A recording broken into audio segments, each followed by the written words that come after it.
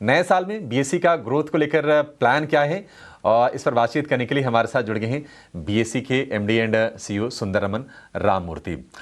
Ramamurthy sir, बहुत शुक्रिया आपका समय देने के लिए, और नए साल की आपको ढेर सारी शुभकामनाएं। Wish you a very happy new year sir. और सेंसेक्स ने भी 40 साल अपने सफ़र के पूरे कर लिए हैं। सर, यहाँ से आगे की जर्नी है मार्केट में, आपको कैसी नज़र आ रही है? इन्वेस्टर्स ने खूब पैसे बनाए, कई गुना मल्टीपल्स में पैसे बने पिछले 40 साल में। आगे आपको कैसी राह लग रही है बाजार की?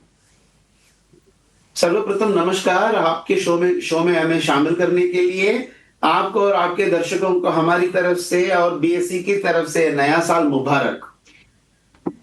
अच्छा है कि इन्वेस्टर्स लोग पैसा बनाए, जैसा आप कह रहे।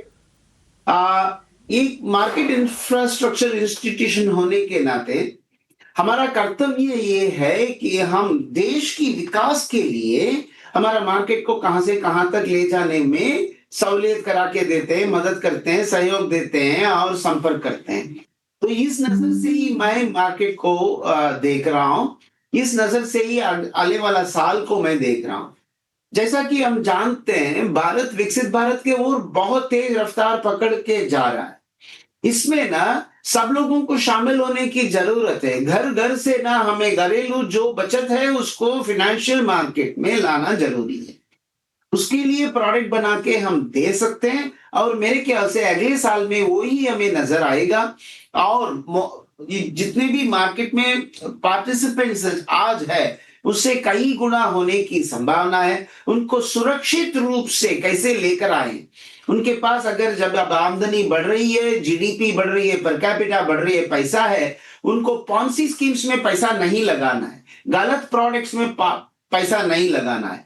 उनको हम सुरक्षित रूप से अगर मार्केट में ले आएंगे, पूंजी सृजन के लिए, देश की विकास के लिए वो पैसा काम आएगा। वही मेरे को नजर आ रहा है अगले साल में।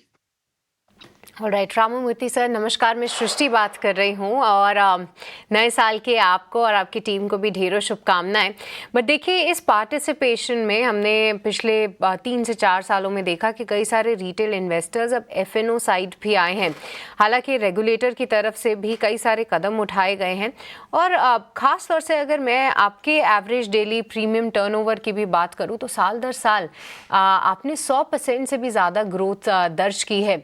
एफएनओ में पार्टिसिपेशन आप कैसे देख रहे हैं बढ़ते हुए, और साथ ही साथ रेगुलेशन पॉइंट ऑफ व्यू से आपको कौन से ऐसे कदम लगते हैं जो कि साल 2026 में इम्पोर्टेंट होंगे? इसमें अच्छे सवाल पूछा आपने। इसमें बहुत सारी चीजों हमें देखनी है। बीएसई बहुत ही लेट एंट्रेंट है डेरिवेटिव्स मार्केट में। इंडिया का डेरिवेटिव्स मार्केट इटसेल्फ बहुत नया है, खाली 25 साल पुराना है। फाइनेंशियल डेरिवेटिव्स मार्केट एक्सचेंजेस में, एक्सचेंजेस के बाहर क्या हो रहा था पहले पुराने जमाने में, वो बात अलग है। एक्सचेंजेस के दरमियान जो भी डेरिवेटिव प्रोडक्ट्स है वो 25 साल पुराना है इंडिया में, और बीएसई का डेरिवेटिव्स बस 30 महीने पहले ही शुरू हुआ। ऐसा जब होता है ना, तो कैचअप ग्रोथ की वजह से पहले थोड़ा सा ज्यादा रफ्तार पकड़ के, पर्टिकुलरली जो प्रोडक्ट आपने लाया है मार्केट में उसका डिमांड सालों से था, जब डिमांड आप पूरा किया, थोड़ा बहुत तेजी रफ्तार से उसका ग्रोथ, प्रगति, विकास आपको दिख रहा है। वो एक जगह पर है। और पूरे मार्केट को हम देखेंगे, कितने लोग पार्टिसिपेट कर रहे हैं डेरिवेटिव्स में, ये देखेंगे। अभी भी वो बहुत कम ही मात्रा में से ही पार्टिसिपेट हो रहा है। इसका मतलब ये नहीं कि सबको डेरिवेटिव्स मार्केट में लाना है, लेकिन सबको फिनेंशियल मार्केट्स में लाना है। क्यों? जैसा हमेशा कहते हैं, पूंजी सृजन के लिए सबका पैसे की जरूरत है। सबको कैपिटल फॉर्मेशन के लिए अपना पैसा लगाना चाहिए देश के विकास में। वो सुरक्षित रूप से होना चाहिए। उसके लिए हमें क्या क्या करना है? डेरिवेटिव्स मार्केट में जो लॉन्ग टर्म कॉन्ट्रैक्ट है वो इंस्टीट्यूशन ट्रेड कर सकता है। इंस्टीट्यूशन में कोई रिटेल इन्वेस्टर इन्वेस्ट करता है तो थोड़ा सा सुरक्षित रूप से उसको वो डेरिवेटिव्स मार्केट में अप्लाई करेगा। So long term product, institutional participation, उसके लिए हमें जो कदम उठाना चाहिए उसके बारे में हमें विचार विमर्श करना चाहिए। वो एक बात। दूसरा, रिटेल के लिए हमें नया प्रोडक्ट लाना है। जैसा कि पैसे आजकल लोग एफडी में भी डालते हैं, सेविंग्स में रखते हैं, वो सब तो ठीक है, पॉलिसी स्कीम्स में भी लगा देते हैं गांव-गांव में। उनको उधर से हटा के कॉर्पोरेट बॉन्ड मार्केट में या गवर्नमेंट डेट में या म्यूचुअल फंड स्कीम्स में या ईटीएफ्स में, इन सब में कैसा लाना है, इसके लिए हमें कुछ कानून बनाना चाहिए, सोच के विचार विमर्श करके साथ मिलकर। ऐसा कई सारे कदम हमें उठाना चाहिए जिसके माध्यम हम घरेलू बचत को देश की विकास के लिए सही ढंग से सुरक्षित रूप से ले आ सकते हैं।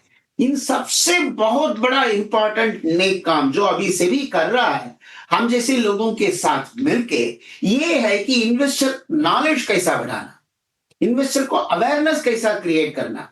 क्योंकि अगर कोई भी व्यक्ति अपने आप को बचाना नहीं चाहता है, आप जो भी करो उसको बचा नहीं पाएंगे। अपने आप को बचाने के लिए ध्यान की जरूरत है। वो इन्वेस्टर अवेयरनेस के माध्यम डेरिवेटिव्स से भी एमआईएस के साथ मिलके बहुत सारे कदम उठाए हैं। पॉलिसी स्कीम से उनको कैसा बचाना है, ये का जो भी गलत इस्तेमाल होता है उनसे उसको कैसा बचाना है, इसको और आगे बढ़ाना है। अभी हम कितने भी लोगों को कवर करते हैं उससे कई गुना आगे लेकर बहुत सारे इन्वेस्टर्स को, बहुत सारे नागरिकों को हमें लेकर जाना है। इसीलिए ये सब कदम उठाया जा रहा है।